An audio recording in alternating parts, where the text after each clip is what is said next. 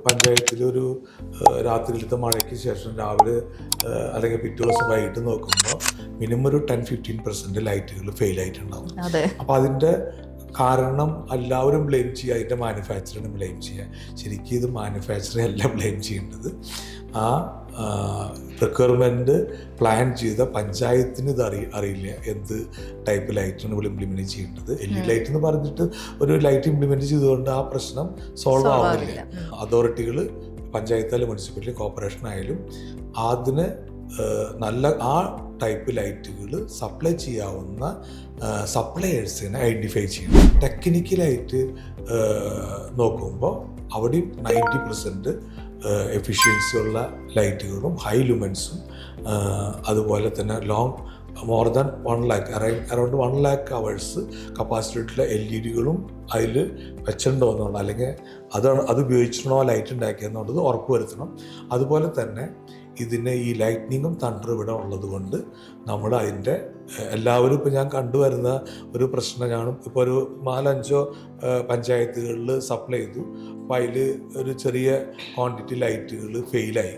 അപ്പോൾ അവർ ആ ലൈറ്റ് നമുക്ക് തിരിച്ചു കൊണ്ടുവന്ന് സർവീസിന് വന്നപ്പോൾ നമുക്ക് മനസ്സിലായത് അതിൽ ഫേസും ന്യൂട്രലും അവർ കണക്ട് ചെയ്തു, എർത്തിങ്ങിൻ്റെ കേബിൾ അവർ കണക്ട് ചെയ്തില്ല.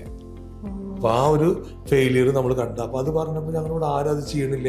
അപ്പോൾ അത് ചെയ്യാത്തതിൻ്റെ കാരണം അവർക്കത് ഫിറ്റ് ചെയ്യാനുള്ള മെക്കാനിക്കൽ നോളജുള്ളോ ആ ടെക്നിക്കൽ ആ എർത്തിങ്ങിൻ്റെ റിക്വയർമെൻറ്റ് എന്താണെന്നറിയില്ല. അപ്പോൾ അവരുടെ ഓരോരുത്തരുടെ വീട്ടിലും എർത്തിങ് കറക്റ്റായിട്ടില്ലെങ്കിൽ അവരുടെ home appliance complete തകരാറിലായിരിക്കും.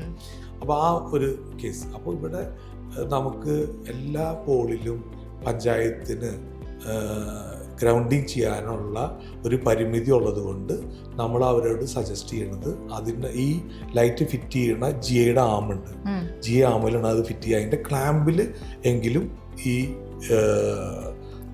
Cable connect ചെയ്ത് കഴിഞ്ഞാൽ ഒരു പരിധി വരെ ഗ്രൗണ്ടിങ്ങിൻ്റെ എഫക്റ്റ് അതിൽ കിട്ടും.